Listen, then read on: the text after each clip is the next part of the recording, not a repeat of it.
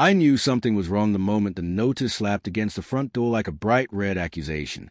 The paper fluttered in the morning breeze, screaming 24 hours to Vacate in letters so bold they seemed carved. But it wasn't the notice that made my jaw tighten. It was a smug figure standing at the end of Grandpa's driveway, watching me read it like they were front-row spectators at an execution. That was the moment I realized the HOA wasn't just misguided. They wanted me gone. Fast. And they were willing to bulldoze the memory of my grandfather to make it happen. But they had no idea who they were dealing with. I pulled the notice off the door, folded it neatly, and slipped it into my jacket. The woman in the center of the waiting group, sharp bob, designer sunglasses, clipboard clenched like a scepter, tilted her chin triumphantly. Judith Carroll, HOA president, terror of Cedar Ridge. The name echoed through neighborhood horror stories like a curse. "Well," she called out, her voice syrupy with false concern. "Did you get our notice? It's all very straightforward." "Straightforward?" I asked, walking toward her. "It says I have 24 hours to vacate my own property."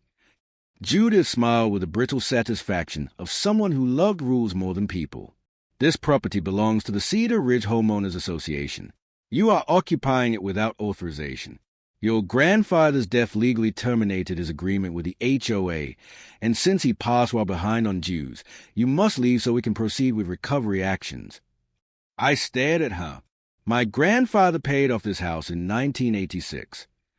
"Debts remain," she said, tapping her clipboard, "especially when a resident neglects expectations." My blood heated. Grandpa wasn't neglectful.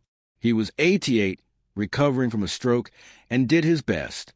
And after he passed, I'd come home on emergency leave, not even 48 hours after the funeral, only to be met with threats, demands, and slaps of paper on the door like they were marking territory. I kept my voice level. "I have legal authority over this property. You have no right to demand I leave." Judith's lips curled. "We do, actually, if you read the bylaws." I did. I cut in. "Did you?" Her smile wavered, but before she could gather herself, another board member stepped forward, Mr. Halford, the treasurer, shoulders pulled back like he was about to lecture me about Lawn Heights. "There's no reason for hostility," he said.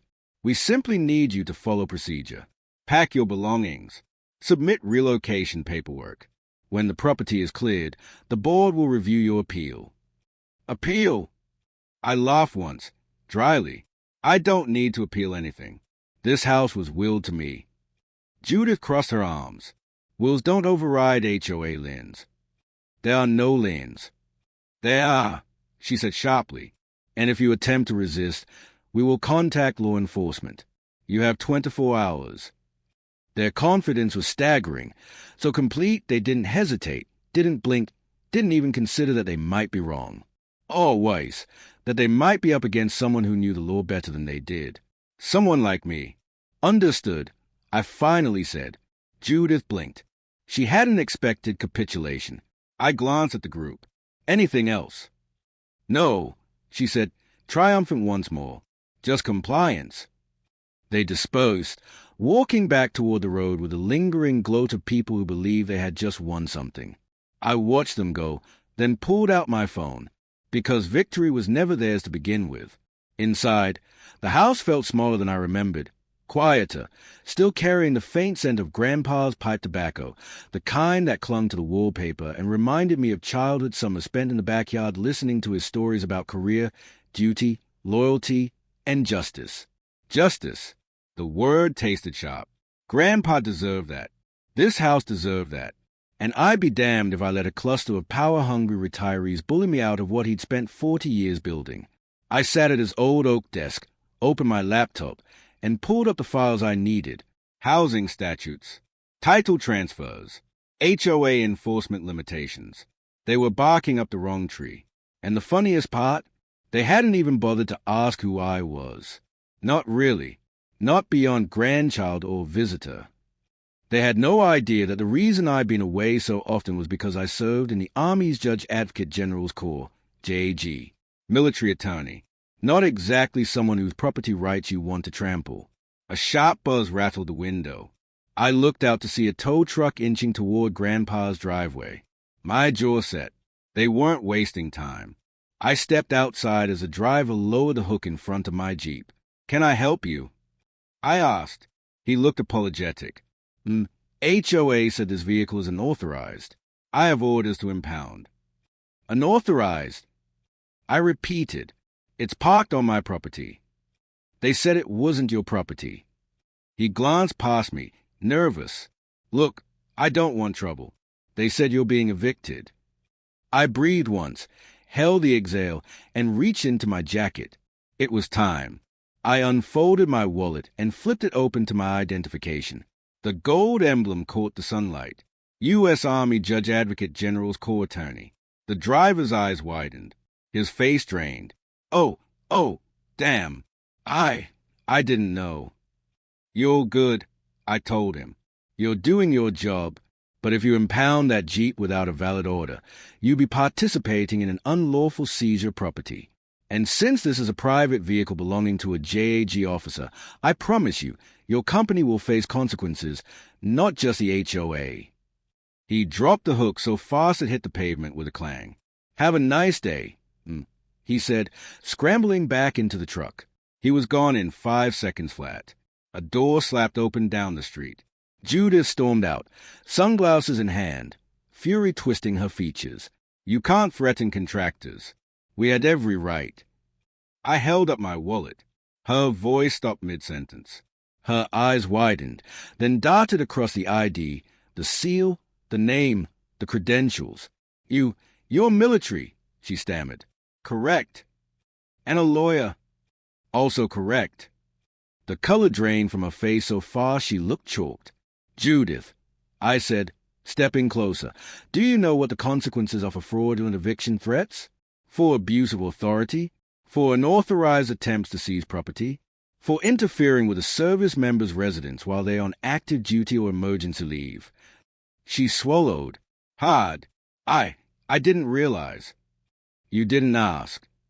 She opened her mouth, closed it, opened it again. The fear in her eyes shifted into something else. Calculation. This wasn't over. Not yet. She was the kind of person who clawed for control until her nails broke. "I'm sure we can come to an arrangement," she managed. "No," I said, calm and clear. "We'll come to the truth." Her breath hitched. I stepped back toward the porch. 24 hours. I asked, "Let me ask you something, Judith. What do you think is going to happen in those 24 hours now that you know exactly who I am?" Her answer, silence. But silence can be louder than screams. I turned away, leaving her frozen on the sidewalk, and went back inside the house she thought she could take from me. Little did she know, I wasn't just staying. I was about to burn her entire corrupt empire to the ground. The thing about corrupt people is that they rarely retreat, they regroup, and Judith Carroll was no exception. I watched her march away down the street, shoulders stiff, phone already pressed to her ear. She wasn't running scared. Not truly. Not yet. She was scrambling, recalculating, searching for another angle from which to strike. That was fine. Let her come. I had plans of my own. Inside the house, I opened Grandpa's filing cabinet and pulled out the binder where he kept every scrap of mail, receipt, and HOA correspondence. I remembered helping him set this up during one of my visits home. He'd laughed at my label maker obsession, but he'd use it anyway. HOA 2020 to 2025, the tab glared at me like a day. The stack was thick, thicker than it should have been. Grandpa wasn't the type to ignore issues. If he'd kept every letter, there was a reason. I flipped through page after page, violation notices for lawn not meeting community standards, inappropriate flag display. It was a U.S. Army flag, outdated storm door, non-compliant mailbox paint color. Ridiculous. Every single one. At first, I thought it was typical overzealous HOA behavior. But then I noticed a pattern, the dates, the sheer frequency, the escalation, and the fact that all these violations started shortly after one very specific submission Grandpa had made to the HOA 2 years ago. A complaint. A complaint against Judith Carroll for harassment and property boundary tampering. A slow coldness crept into my gut. They weren't enforcing rules. They were retaliating. The house creaked slightly as the afternoon sun heated the walls. It felt like the whole place was holding its breath. Grandpa had tried to fight back alone. He'd been ill, tired, and outnumbered. They'd buried him in paperwork, intimidation, and fees until he simply couldn't keep up. And now, they were doing the same to me. But unlike Grandpa, I wasn't alone. And unlike them, I knew the law inside and out. I dialed the installation legal office. As a JAG officer on emergency leave, I had access to resources most civilians didn't even know existed. JAG Legal Services, Sergeant Miles speaking. This is Captain Elise Warren, I said. Active duty. I need a consult on an HOA matter and possible illegal eviction attempts. Sergeant Miles didn't hesitate. Yes, I'll connect you with Major Patel. Within minutes, Major Patel was on the line, her voice brisk and sharp. Captain, tell me everything. I did. Every threat, every notice, every document. Patel exhaled slowly. This is bad. For them or for me? For them, she said. Captain, they potentially violated the Service Members Civil Relief Act, state property law, and a host of contract provisions. And if they've been targeting your grandfather, there may be elder harassment and fraud involved. Thought so. Do not vacate that house. Keep every document. We'll draft a formal response that will make them choke on their bylaws. I smiled grimly, music to my ears. And Captain, Patel added, record everything. HOA boards panic when documentation piles up. Oh, trust me, I said. I'm counting on the panic. Hours passed.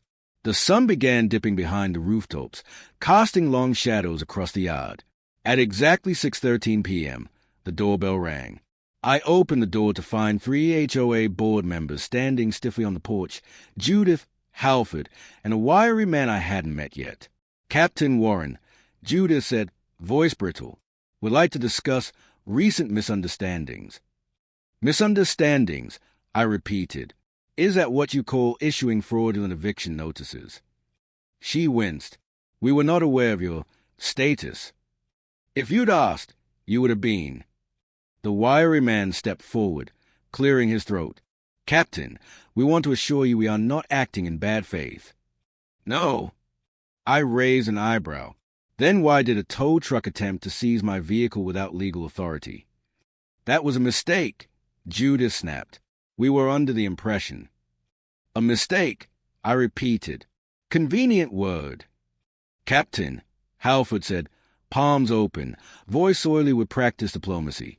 Surely we can find a mutually beneficial compromise. I'm listening, I said, even though I already knew I wouldn't accept a single thing they offered. Judith forced a smile.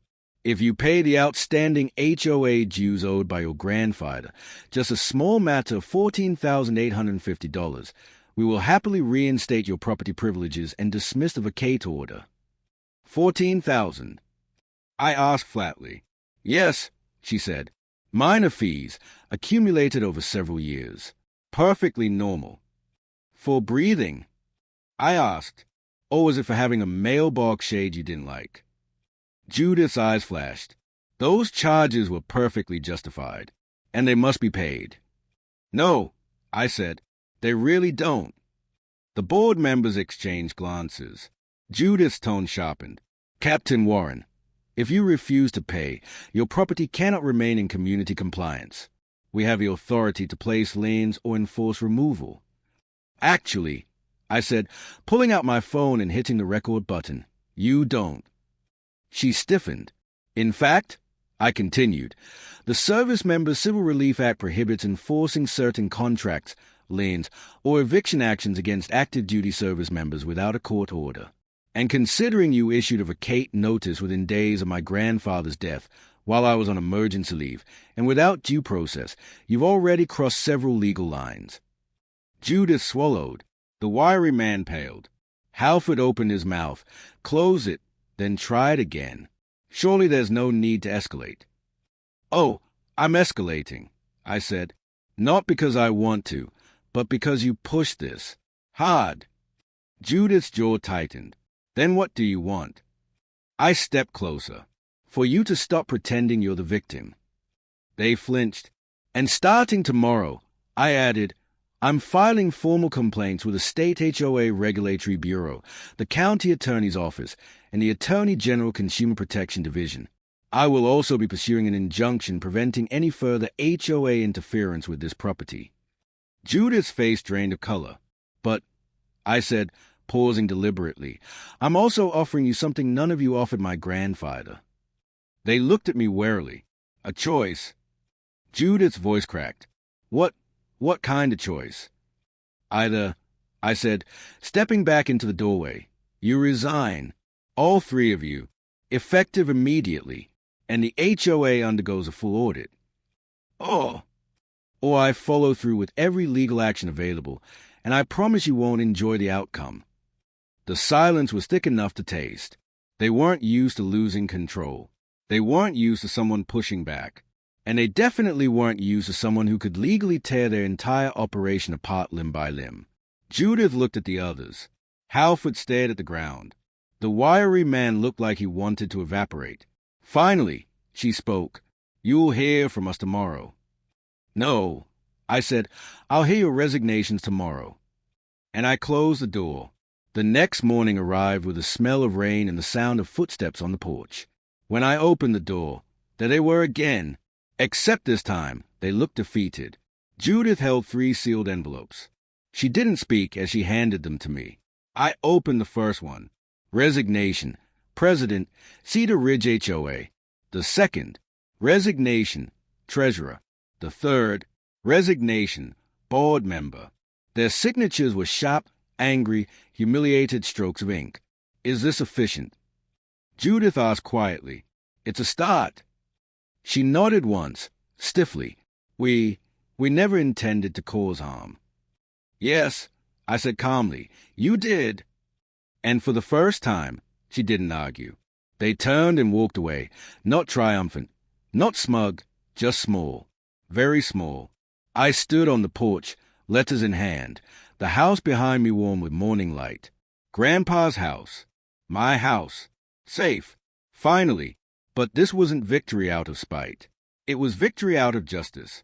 Justice for a man who never stopped fighting even when he was alone. And justice for a granddaughter who refused to let his legacy be trampled by arrogance disguised as authority. I looked up at the sky. Rest now, Grandpa, I whispered. I've got the rest covered. And I stepped inside, ready to rebuild, ready to breathe, ready to finally, truly, come home.